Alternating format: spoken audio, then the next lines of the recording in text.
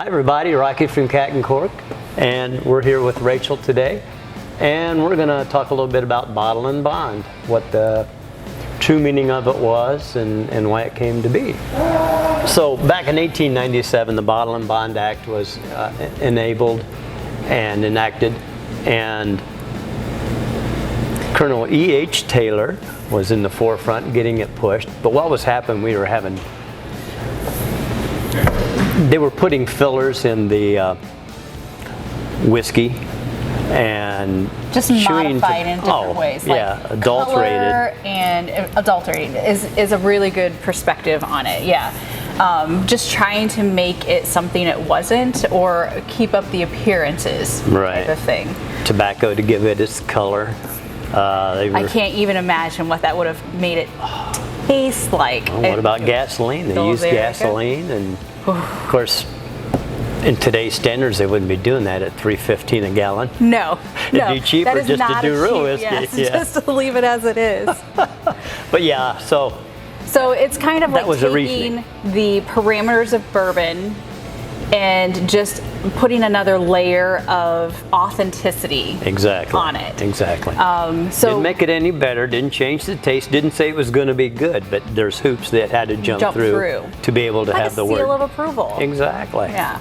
So what were those different parameters? Did they have so those hoops they had to jump through? What were those items? Well, it had to be distilled in one season. Okay. Had to be from one distillery, one distiller. Okay. Has to be 100 proof. Okay. Finished 100 proof. The only thing they could add to it to cut it back would be the water. The water. Had to be a minimum of 4 years old. Okay.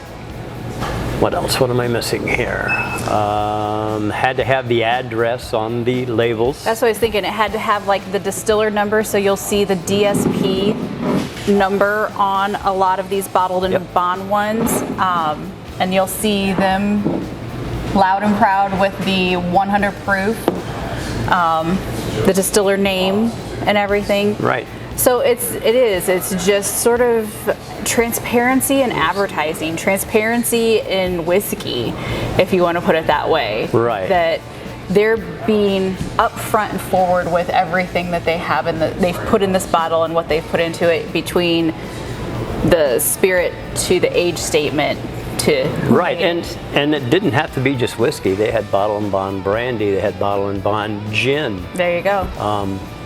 One of the things I did forget was it had to be stored in a bonded warehouse. I knew there was something I'm forgetting to say.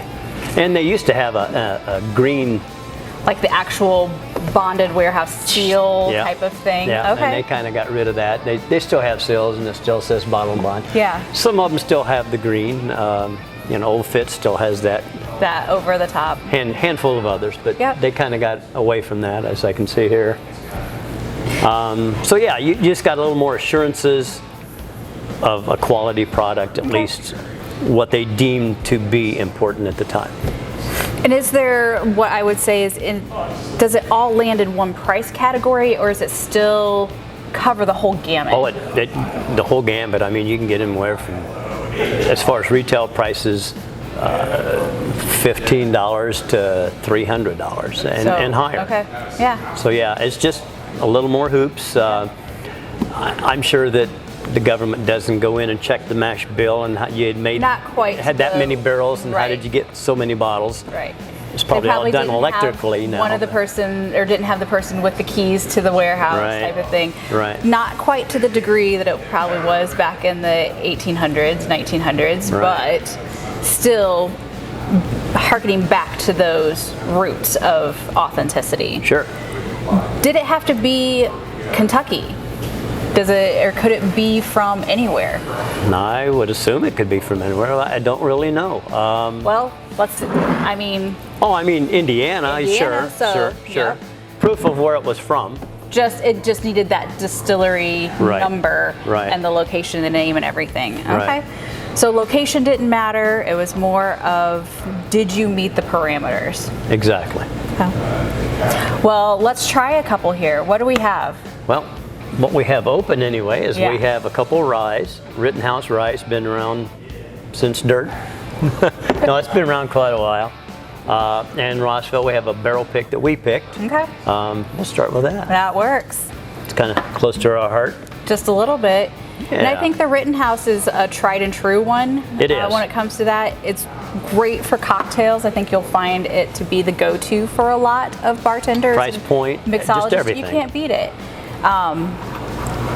And even the concept from our Rossville here, this is an MGP product. But to be able to do a barrel pick of it is a cool thing too. Well, there for a while, MGP was probably doing 75% of the rye in the country. Yeah. Just everybody, anybody. Well, and even with the recent movement to make Indiana rye a, nationally recognized spirit, just like Kentucky straight bourbon. Exactly.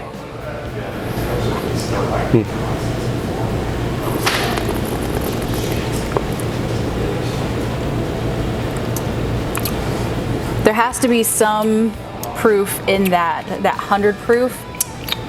It's just perfect on the palate. It's just a sweet spot. Yeah. It really is. It doesn't wash out. It's not too hot. It's just right.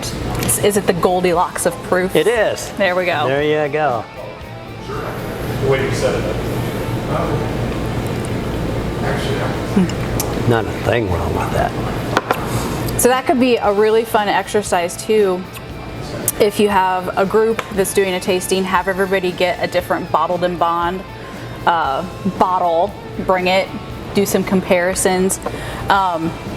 We did bring up here our bottled and bond premise because we have an entire bottled and bond section. That's right. So that makes it pretty easy breeze to find everything in several of our locations that meet those extra parameters. Exactly. And there seems to be a resurgence for the bottle and bond. I mean, there for a while, in the beginning, it was pretty much bang for the buck. You can get 100 proof and it's really cheap. But now it's like people are really getting into the, oh, really, that tastes so much better. And it is a good bang for the buck. They're diving into the spirit a little deeper. Right. So that was Rossville. And 100 proof, imagine that. Look at that. Consistency. Yeah. So I didn't realize there for the longest time that they actually did do gins and brandies and I didn't such. realize that either. So I mean, something with the gins and the vodkas, they have to have some sort of wax seal on the barrels so it doesn't seep in because it can be there for 4 years. Well, and I think as the whiskey and bourbon boom, continues, we're going to look for people that look for that authentic spirit in whiskeys. We'll start to look for it in other spirits. Sure. You'll look for those hoops that you have to jump through, right? And to make sure that you're getting a quality product. I think right now we have one brandy that's bonded. That's bonded. Yeah, Okay. and bond, bottle and bond, bib, whatever you want to call it. It's all saying the same thing. Yeah, sure. That's cool. Rittenhouse is just really nice on the nose.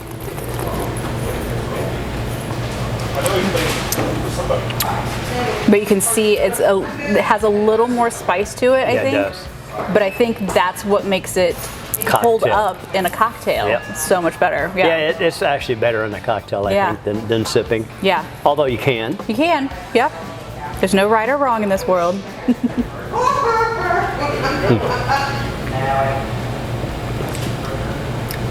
That's a nice one. Smooth. Only you can get away with that. I can't I? Well, Rocky, thank you for stepping up to the bar with us today and talking a little more about Bottled and Bond. If you want to find out more about our Bottled and Bond sections and our Bottled and Bond stores, check us out on social media. I'll actually put a list on this video of our Bottled and Bond locations.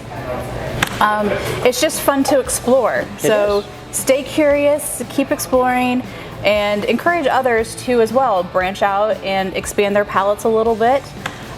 spread the love. Yeah. What do you think we should talk about next on the Rocks? Boy. Should we tackle? What haven't we covered? Right, what haven't?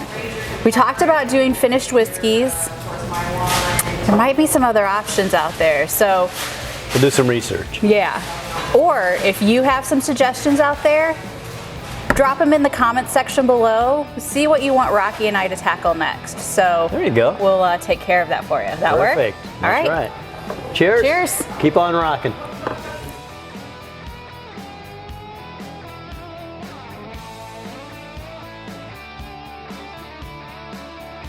You know, well over 100 years ago, before there were any standards. Oh, Looky there. see, props. Gotta. Trying to interrupt your video. That's all No, right. you're fine. She can cut. I'm a really good She can cut. editor. Huh?